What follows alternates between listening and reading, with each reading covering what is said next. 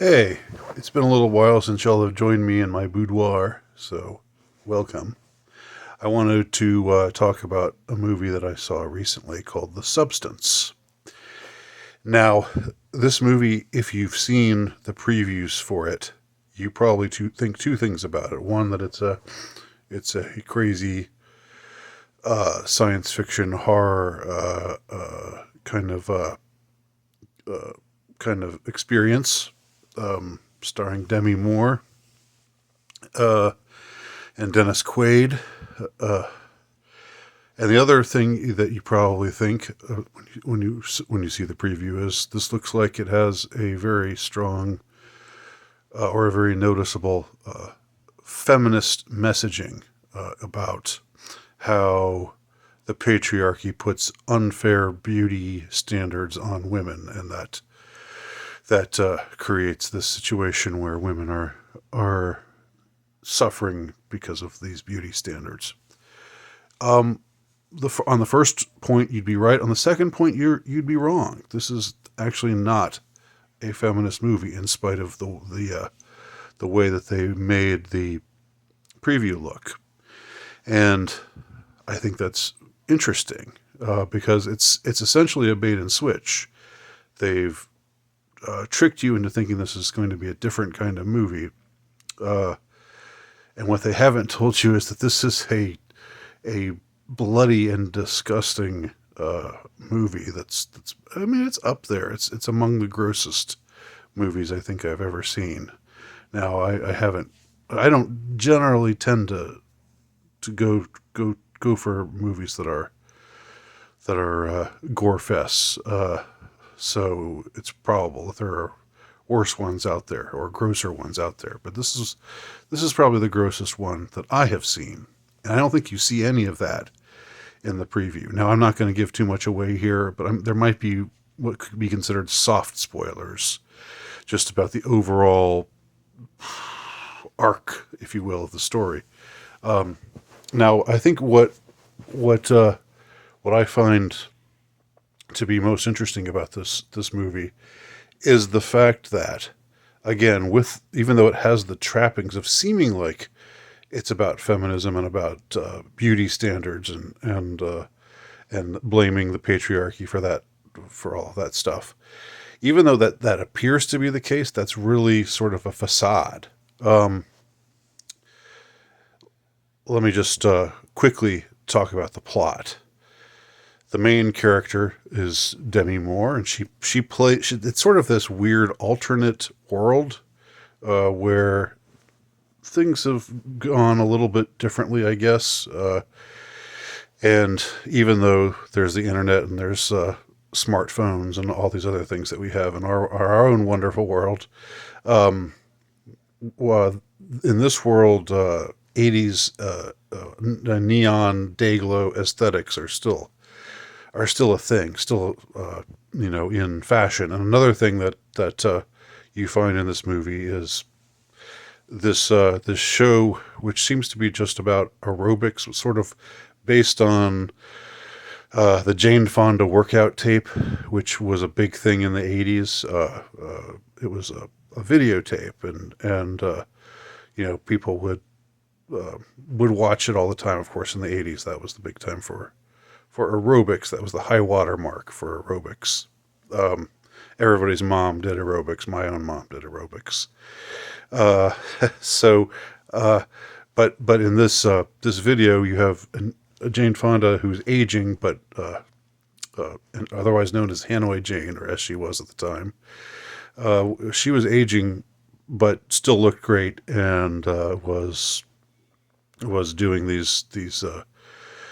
uh, these exercises where and the thing is, you would watch and you would follow along and do what they do. You pop in that videotape and do what she and the other good looking people behind her in the studio, the aerobic studio, are doing, and then you'll get the same body that Jane's got. So in this world, this aerobics show is like something that they do regularly on television, and The host is Demi Moore, and she's just turned 50. Now, the real Demi Moore, I think, is closer to 60. But she she looks, she looks good for her age. With although obviously there's been some plastic surgery and interventions. Uh, but in any case, she's she's a big famous celebrity. It would seem. But now that she's hit 50, now that she's getting older, even though she still looks great, the the boss has decided it's time for her to go. And the boss is played by Dennis Quaid, and just sort of this, just overly, just exaggerated, grotesque, disgusting, person. And yeah, again, this is one of those moments where you think it's going to be, you think the movie's going to take a turn in a way that it doesn't. This guy's like, I guess, a network executive. No hint of ethnicity surrounding this guy, if you know what I'm saying. There's the usual kind of whitewash as far as the portrayal of media figures. We're given to understand that they're all like white men of, I don't know, whatever Dennis Quaid, Swedish background, or whatever Dennis Quaid is, English background, right? Like there's no other ethnicity that predominates. And later on, we see that the investors are all older white men who again seem to be not of any pervasive ethnic ideology that one would think one would see if this were the true entertainment industry that were being shown. So there are certain things about the movie that do whitewash certain realities, and also seem to set up the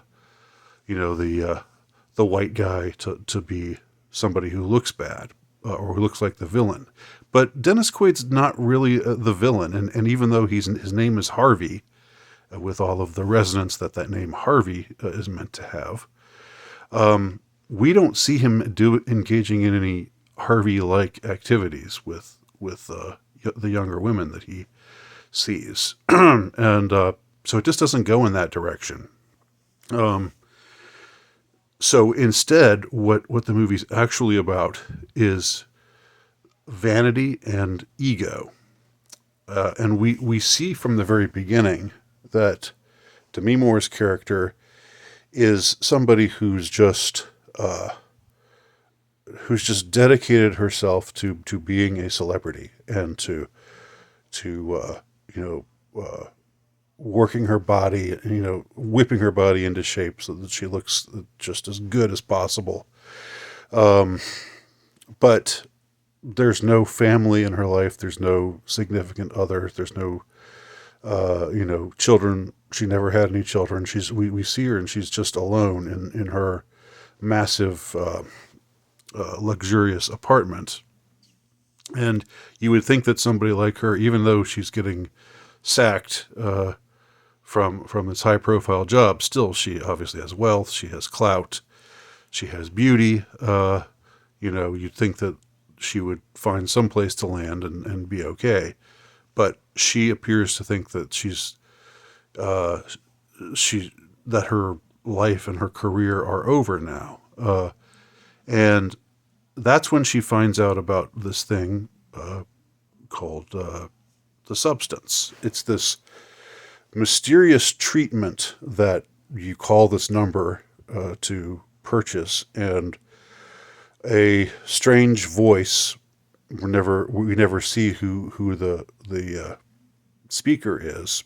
We don't know whether he's human or not, but he directs her to this out of the way kind of place in the back of an alley, and she has a little key that she uses to open this door.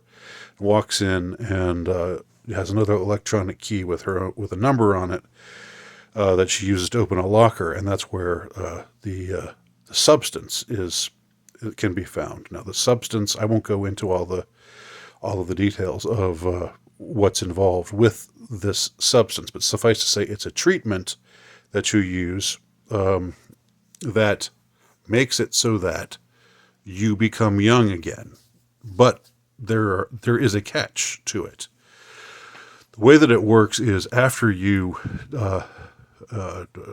take this treatment, you transform into your younger self, and you hatch like a bird from an egg.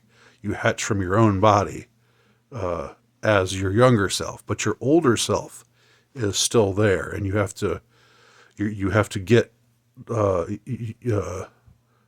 vital things from. I'm not even sure how it works, but you have a syringe with which you take out your own spinal fluid or something, and you shoot that into your own veins when you're your younger self, and you can be your younger self. You are your younger self for 7 days. But the thing is, you have to alternate back and forth. You have to, after 7 days, you have to go back to being your older self for 7 days. So you can only be young and beautiful, or beautiful in the way that only young people are. Have that young springy body. You can only have that half the time, 7 days in a row, and then you have to be your older self 7 days in a row as well. The voice instructs her never to use the treatment, to follow all of the all of the directives, and to use it properly, and to remember that she and her other self, her older self and her younger self, are really one. Now, what's interesting, I think, about the movie is that usually when you have the introduction of some strange technology like this, or some strange magic like this, usually there's something automatically corrupting about the technology itself. That once you start using it, it dominates your destiny forever, like Yoda would say. But the thing is, if she had been able to use this substance, and if she had used it properly, if she had just used it for 7 days and then gone back into her own older body for 7 days and followed the protocol, she would have been fine. But once she turns young, and of course she auditions for the job that she was fired from and gets it, and they don't even care that she has to miss a week, that she has to alternate a week because her own, she's so beautiful, and she's just perfect for the job because of how she looks, and she gets attached to being younger. And again, this is a person who has just opted to follow her ego and her vanity. She rejects the pull of family all the way. She has, we even meet a man over the course of the movie who was an old classmate of hers from high school, and he tells her, even though they're both the same age, he tells her, "You're just as beautiful as ever," and he means it. Now, this guy's not that impressive. He's kind of a simp. He's kind of nerdy. He's not that appealing to her. She thinks of him as being beneath her. But what we do see is that alternative is out there for her, but she doesn't want to go down that route. She wants to just keep on being the person that she's chosen to be, who's worshipped and adored for looking great. So that leads her to ruin, because she ends up abusing. Okay, and this is a soft one of the soft spoilers that I was talking about. She uses the treatment eventually in a way that is against the directives, against the protocol. And when that happens, there is some damage left behind. And at first, it's not bad. At first, it's only a minor thing. It's unsightly. It's ugly, but it's only a minor thing. But the thing is, when she's her younger self, she resents the existence of her older self at all. She doesn't want to even think that it exists. She puts it stores it in a back room. And when she's her older self again, she resents her younger self, and doesn't think, wait a minute, she's me, we're one, right? Just like the voice said.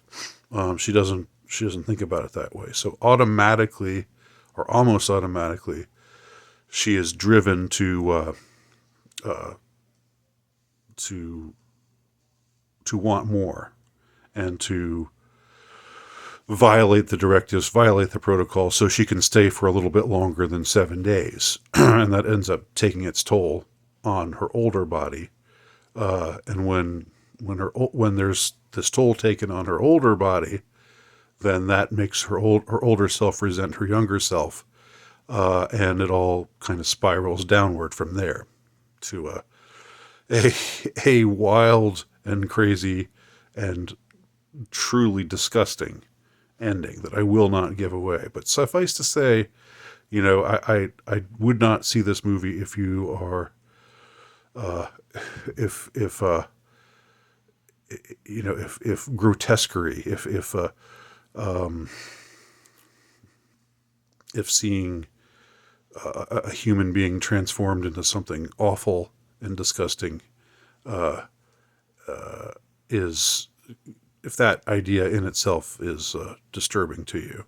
This is a body horror movie, but it takes things, it takes things pretty far, as far as body horror goes, and it's way over the top, and so there might be, it might be, there's sort of an element of